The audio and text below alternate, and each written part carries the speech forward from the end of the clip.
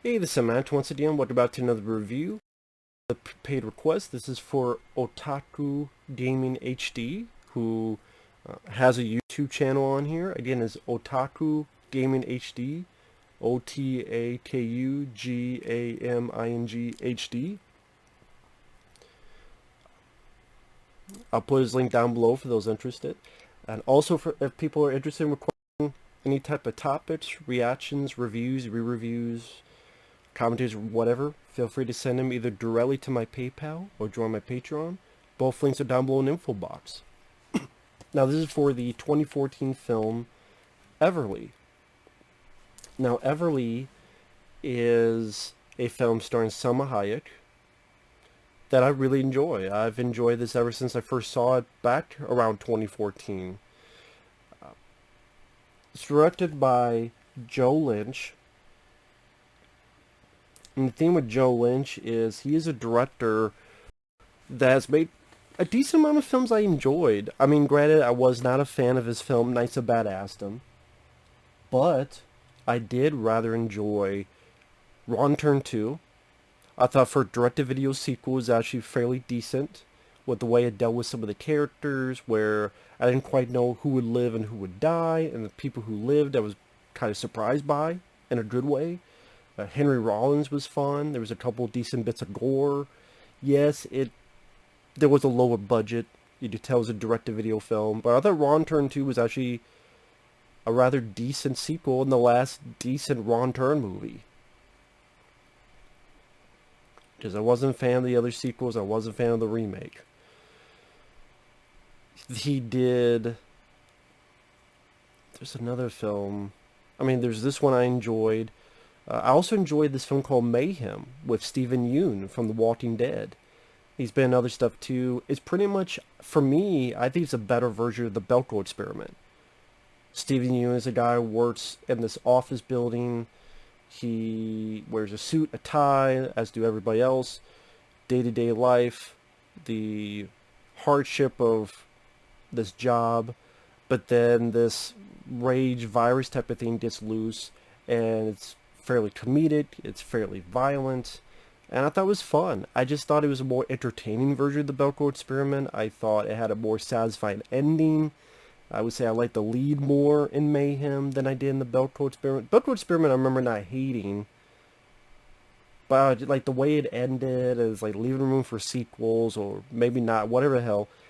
Mayhem didn't do that. I thought Mayhem told the story first and foremost, and I had moments that made me chuckle, moments that made me go, yeah. So, yeah, that film, Wrong Turn 2 and Everly, made me go, yeah, I do like this Joe Lynch guy. And this movie is very simple. And maybe that's why it gets a 5.1 on IMDb, which I think is way too damn low. I find it ironic as hell that in this day and age where people are like, women, women, women, I'm like, there's never been... I still have people go, oh, because they got mad that I did not like Black Widow. And oh, you don't like that women are tough? What about this movie? Salma Hayek in this movie could kick the shit out of Black Widow, as does the movie. There was Tomb Raider. There was slasher films in the 80s. And I had someone comment, well, those ladies in slasher films, they were just, those slasher films were guys killing naked chicks. I'm like, you haven't seen a lot of slasher films then. Number one, there's a lot of guys who died in slasher films. Kevin Bacon in Friday the 13th 1. How about Crispin Glover, the corkscrew in the hand and the fucked up in the face in Friday the 13th Part 4? How about the guy in the wheelchair in Friday the 13th Part 2 with a machete to the face and him going back in the wheelchair to his death? How about the guy walking on his hands in Friday the 13th Part 3 that got the clincher machete down the fucking guy's legs, which is why you should never walk on your hands, especially if Jason Voorhees is around? I'm like, take your pick. I also, like, who are the badasses? The ladies. Had the Lighting Camp, Amy Steele, Ashley Lawrence, Lisa Wilcox, and more. Much more. But I digress. But there was also, Tomb Raider with Angelina Jolie. There's Aliens. There's The Terminator. There's Pam Grier movies. There's The Long Kiss Goodnight with Gina Davis. There's G.I. Jane with Demi Moore. I could go on. And there's Salma Hayek. So many movies I get to pass because of female empowerment. Where were they when films like this came out? But at least these films were not about agenda. They were not preachy on agenda. They were just telling a story that just happens to have a lady who's a badass. But the story being told is a very simple, straightforward, hour and 26-minute movie where Salma Hayek was a character that was taken, locked in his apartment for years for slavery, sex slavery type stuff. You find out that she got in touch with a cop, or a cop got in touch with her to help her out. The day is supposed to be the day. Shit hits the fan. The cop is dead. She's naked in this bathroom. The Japanese enforcers know that she was working with a cop. Since that cop's dead, they're on the hit for her. And she's in this fucking apartment trying to survive with all these bad guys trying to kill her. As well as trying to contact her mom and her daughter to stay away, be safe. Wait, yeah, come here because I need to give you this money so you could disappear. And she's a woman that knows she'll die. And that's fine with her because that way her family will be safe. But she at least wants to get them the money that they need. And it's just a whirlwind of violence and gunplay and Salma Hayek being a fucking badass. I think this is one of her better acting roles. I truly do. There's some nice gory bits where heads are found and birthday presents. People get shot point blank with shotgun shells. People get shot back into an elevator, and she tosses a grenade into the elevator with the other bad guys, and there's an explosion with a fucking geyser of blood coming out of the elevator. There's rampaging hookers that she shoots with a shotgun. There's another hooker, because they're being paid by the bad guy to take her out. If you take her out, you get a sum of money. There's one hooker trying to fight her with a fucking sai. She's fucking Electra. At one point she gets wounded in the side. There's nice effects of her trying to treat her side. There's decent attempts at humor. I like that early on when she shoots these people in like a POV, which was cool. Like a 10-second video game. You've seen her point of view shooting these 3 or 4 guys. She shoots was shot in the gut. And throughout the time that takes of him to bleed to death, they kind of form almost a little bit of a, not friendship, but there's some decent back and forth between the two. I thought it was actually kind of nice, I don't want to say clever, but nice little thing where this guy gets a little bit of redemptive arc. This is a guy that I don't even remember had a name, but he has a kind of a little bit redemptive arc. What the hell am I saying? A redemptive arc. I thought that was a nice little detail in the script. I liked that. They're dealing with killer dogs and how that's handled. There's masochists that try to torture Salma Hayek. They think they're going to put her eyes out with acid, but it's water. But then they try to go for the real deal. And granted, the movie does slow down a little bit there. I thought I would rather it not have slowed down for this, like, torture, like, 10-minute section. I probably would have preferred, like, more crazier guys. And maybe her having to hide throughout the room, and, like, more and the more the room gets destroyed as the story goes on. Like maybe she's destroying pieces of the apartment and she's be pushed more and more and more back until by the end, like, she's trapped in this one bathroom. I probably would have liked that than just, just, the movie does seem like it just stops a bit for this 10-minute, like, masochist torture scene. But it does end in a nice way. Other little nitpicks. They did more into spoilers. I think this is a fun movie. I think this is a fun film. It's an entertaining film. I think Salma Hayek does a good job. It's mainly in one location. There's a decent amount of practical. There's not a ton of CGI, which was nice. It's definitely R-rated. And again, for all these movies about female empowerment, this does it too, but again, it doesn't purposely go out of its way to say stupid fucking agendas like movies do nowadays. And this has 2 commentary tracks, bit of a music video. Sadly, I wish I had a bit more features. I wish Salma Hayek was on one of the commentaries. Get her more of her thoughts on the film.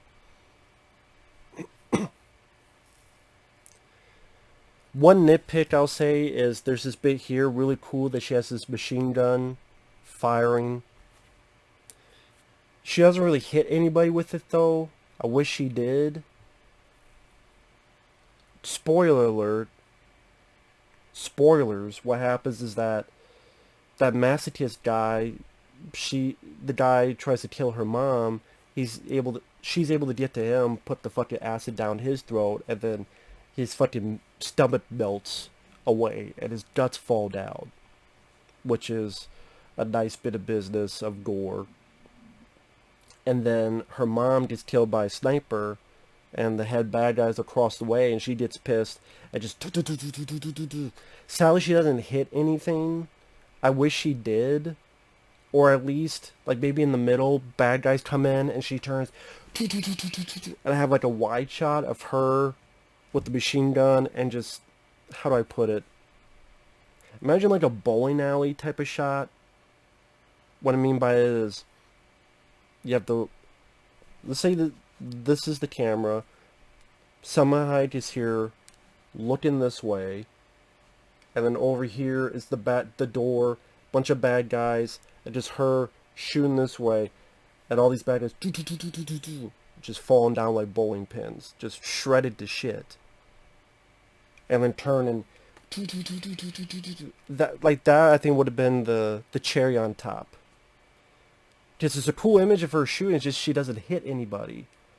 But I do like the shot that the bad guys shoot a bazooka and she avoids the rocket. I thought that was a cool moment. Granted, given away in the trailer, which sucks. But she's able to get a couple guys. One guy she gets a bullet to the eye towards.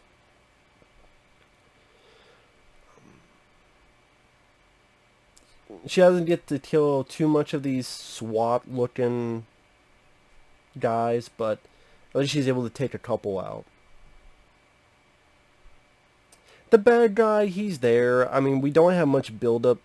Well, that's wrong. There's a build-up, but there's really not much characteristic you say about the bad guy, because there is build-up in which we keep hearing about the guy, that he's dangerous, and phone calls. But if you were to ask me 5 things to describe the bad guy, I could not do it.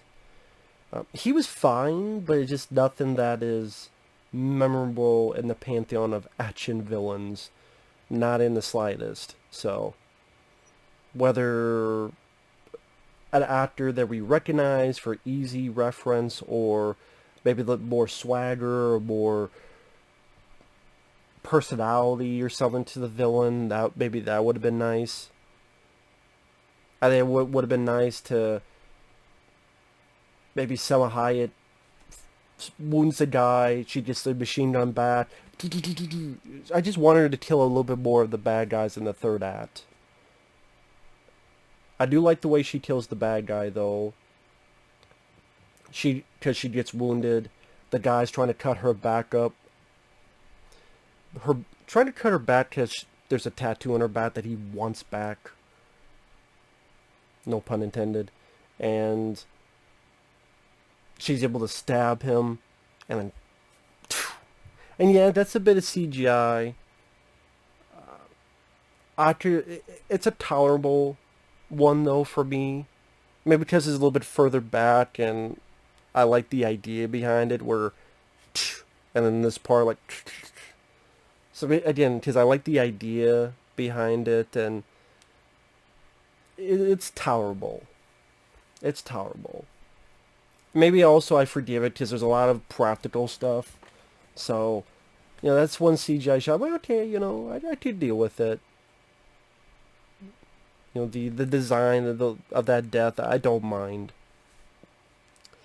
I mean, this is spoilers. I know the ending seems ambiguous, but I don't think it's as ambiguous as I think it does tell you that she survives because she's out of it, and then you hear a heartbeat flatline, but then you hear the heartbeat go up, and then you hear it go, and then Everly. So to me, it does state that she's alive.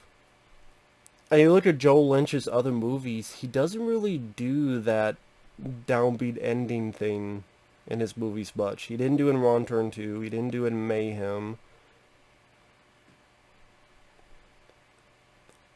I doubt he was thinking there was going to be a sequel, but and this is a film that did not get the respect at all when it came out. I'm not going to sit here and say it's a 5-star, one of the best action films ever.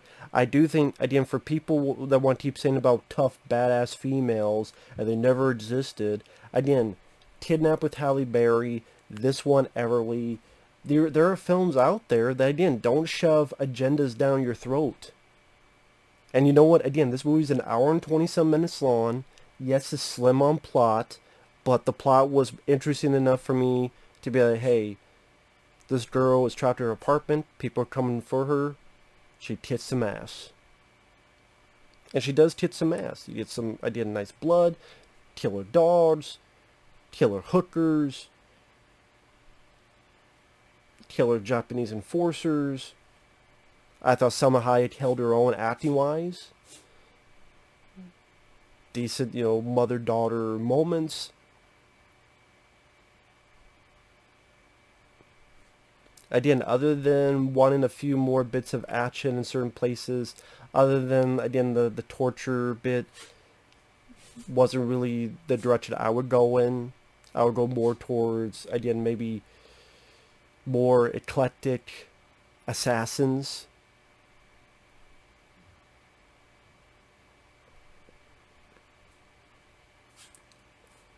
And maybe that's where she's pushed back to the bathroom, and then she has to have this big action scene in the small bathroom with these assassins, but these assassins have to work within this limited confinement, and that's how Salma Hayek is able to get the upper end, like something a bit more like, because it's like this pace, ba ba ba ba ba, and then boom, the movie stops for that bit.